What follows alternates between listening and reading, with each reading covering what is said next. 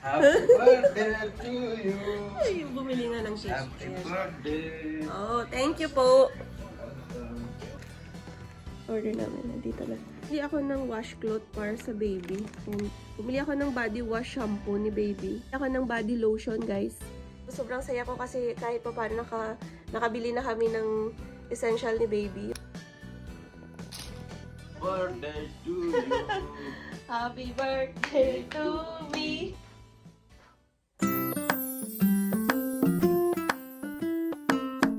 Hey guys, good afternoon everyone! Welcome back to another vlog. See guys, my voice now is not nice today because I got sick for 3 days. That's why. For today's vlog, so it's my birthday today guys. And our baby is already on 32nd week as well. And so, malaki-laki na si baby namin, guys. Malapit na kaming mga anak. Malapit na siyang lumabas. So, we're very excited for it. Today, it's my birthday and we're planning to go out after we close our shop. And we will buy some stuff for the baby as well, guys. Just only few things because we don't know yet the gender. So, we might buy less clothing for the baby and some other stuff as well. So, kapag lumabas na yung baby, saka na kami bibili ng may mga kulay blue or kulay pink. Hindi namin alam. So, hello po sa lahat. Kamusta po kayo? Medyo madalang yung vlogging natin, guys. Kasi nga, nagbibisi ako dito sa shop namin. At the same time, late na ako nagigising. Medyo hindi maganda yung tulog ko, guys.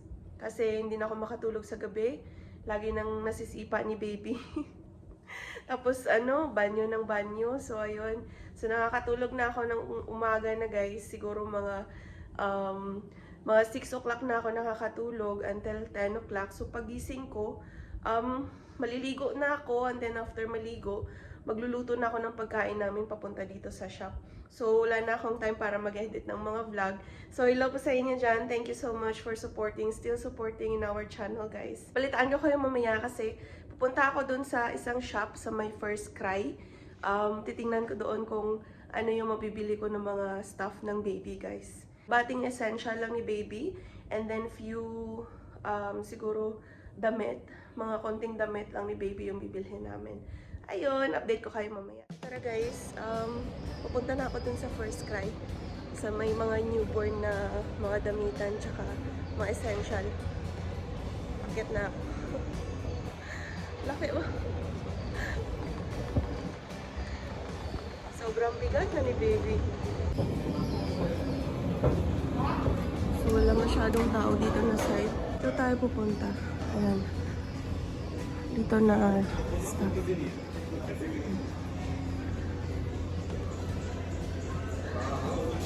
May 70% off sila. At ayun, first cry. Ayan, dito tayo mamimili.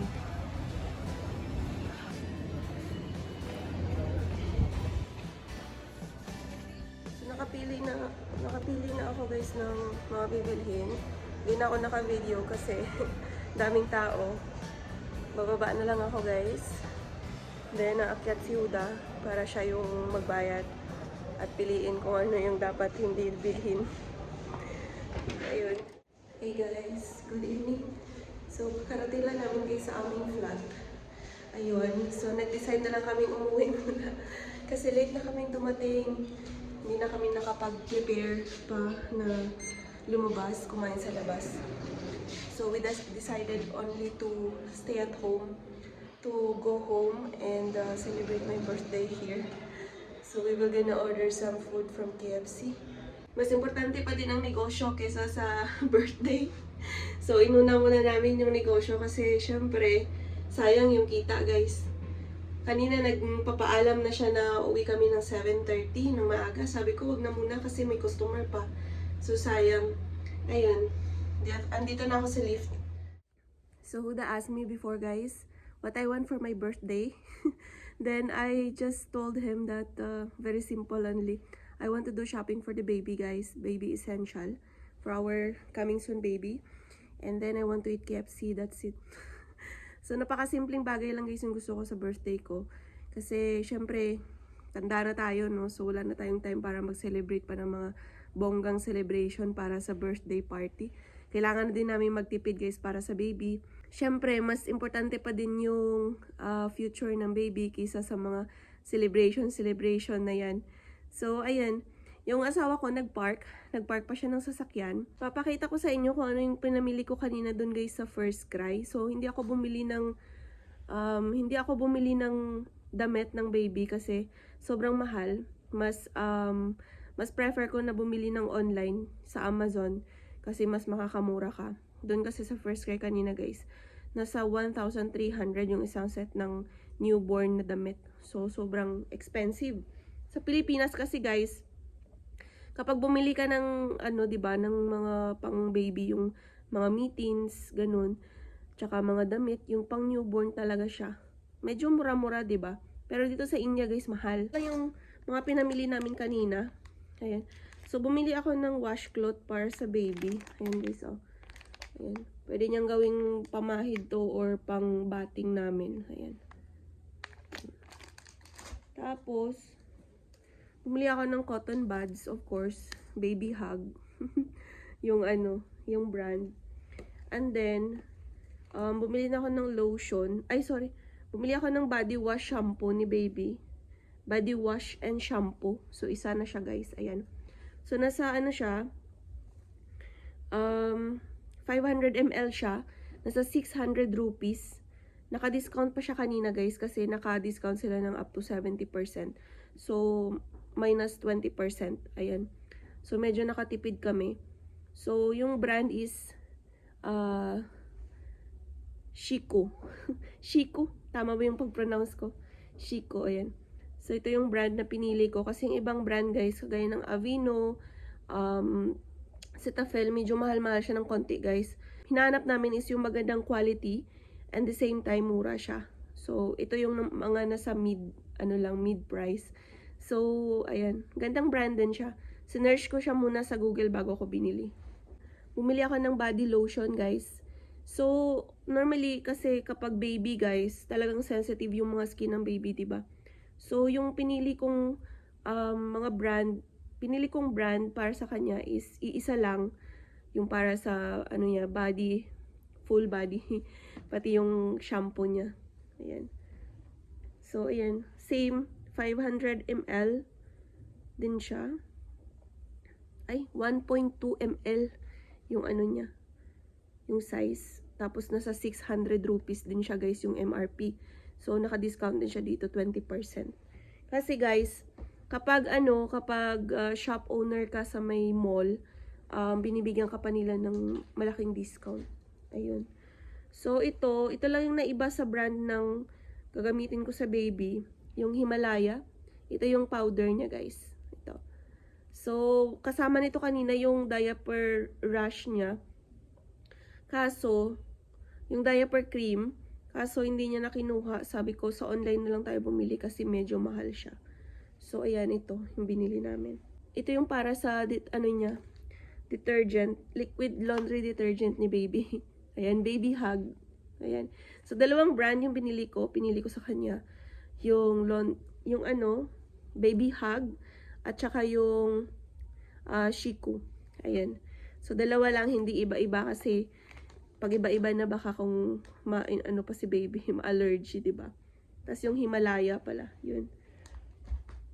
And then, wipes niya. Ayan, yung wipes niya is Baby Hug. Ayan. Ito lang yung mga binili ko muna kasi sabi ko, paunti-unti tayong bumili. Kasi hindi pa naman lalabas si baby, so may time pa tayo para bumili ng mga gamit niya. Ayan. So, ang sabi namin, 3 times kami bibili ng mga gamit niya. Konti-konti lang ba? Kasi kung talagang bultuhan mo bibilhin, mabigat siya sa bulsa. Sobrang saya ko kasi kahit pa paano nakabili na kami ng essential ni baby, yung mga pang gagamitin niya sa bathing and everything. So, kulang na lang yung damit niya kasi yung ibang mga gamit guys, kagaya ng swaddle, tapos yung kanyang mga blanket. Si mami na bumili, nandun na guys sa nandun na sa village, naka-ready na siya lahat, pati yung tutulugan niya. Ayun. So, si mami yung nag-order online. Excited pa si mami kaysa sa akin. Ganun ka-excited yung biyanan kong babae. So, ayun. So, medyo konti na lang yung bibilhin namin. Since alam nyo guys na gender reveal here in India is not allowed guys, diba? So, we don't know yet the gender.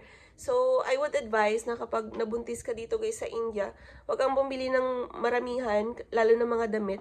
Kasi hindi mo alam kung ano yung gender ng baby. So, either lalaki or babae. So, paglabas niya, 'di ba? Pangit naman na pink yung pinamili mo tapos lalaki yung baby nyo, 'di ba? So, ganun. So, yung bibili namin ng mga damit ni baby is konti lang. So, more on white kasi para hindi sayang, 'di ba? Happy birthday to you. Ay, yung bumili nga ng cake. Happy Ayan. birthday. Oh, thank you po. Di niya nakalimutan yung cake. I totally forgot the cake. From where you buy this? Bakes and berries? Where? I order one. Bakes and berries? Oh! It's my favorite one, I think. Okay. Shalom. So mag-ayos muna kami guys. Mag-half bath muna si Mister. Tapos, ayun, kakain. Then, mag-blow tayo ng cake. Charis. Matanda na para mag-blow ng cake. Naka-order na si Huda ng ang pangit ko. Charis. Ang laki na ng ko guys, ng mukha. Ayun o. Laki na kasi ni baby. 32 weeks na kami. Kaya ayan, nag-iiba na yung mukha ko. So, nag-order na si Huda ng manok sa KFC. And then now, syempre hindi tayo makukumpleto kapag walang rice, diba? So, magsasaing muna ako, guys. Saing muna ako. Time check here is around, anong oras na? 9:30. 9:30 na dito, guys. So, ayan. Magsasaing muna ako ng rice. Kasi masarap yung manok kapag may rice, diba? May enjoy mo. Nakarami yung rice ko, guys. In-order ko to sa big basket. Yung basmati rice. So, 1 kg.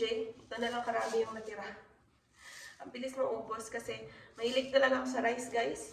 Pero ngayon kasi mataas yung sugar ko, talagang binabawas-bawasan ko na kumain ng rice, guys. Kunti-kunti na lang. Siguro mga maximum 1 cup. So, dito lang ako nagsasayang, guys, ng rice. Then, pinapakuluan ko lang siya. Mabilis lang siya maluto, guys. After niya, pag nawala na yung water, tinatakpan ko na lang siya kaya mabilis maluto. So, hindi ako nagluluto sa pressure cooker, guys, kasi hindi ako sanay sa pressure cooker eh. Sila lang yung gumagamit ng pressure cooker sa my village kapag nagluluto ng rice. Ako dito ako nagluluto. Sa pot. Dito na yung order natin. Hey, Bia. Yes, rice? Order namin. Nandito na. Dinner. Rice. Tuwa na naman si Bundis.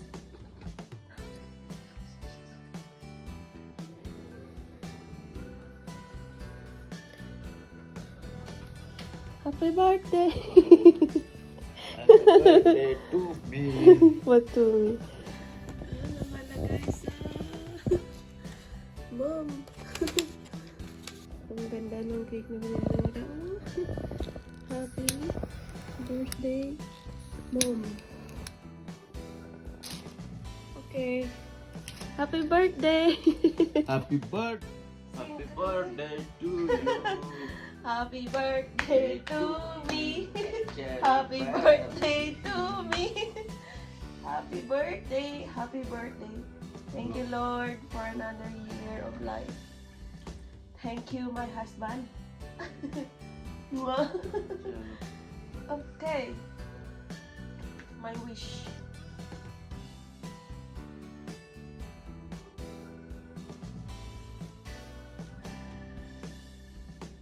Thank you, Lord. Thank you.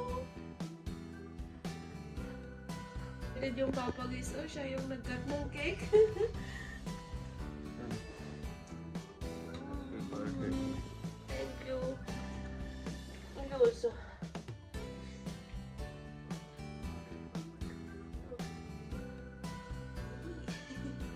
Cut natin yung cake.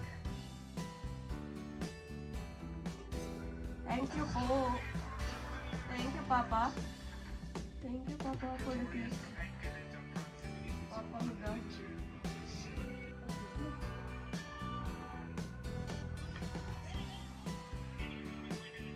Guys. Bye guys. Thank you for watching. See you, bye-bye. Bye bye, I'm busy anything. Bye.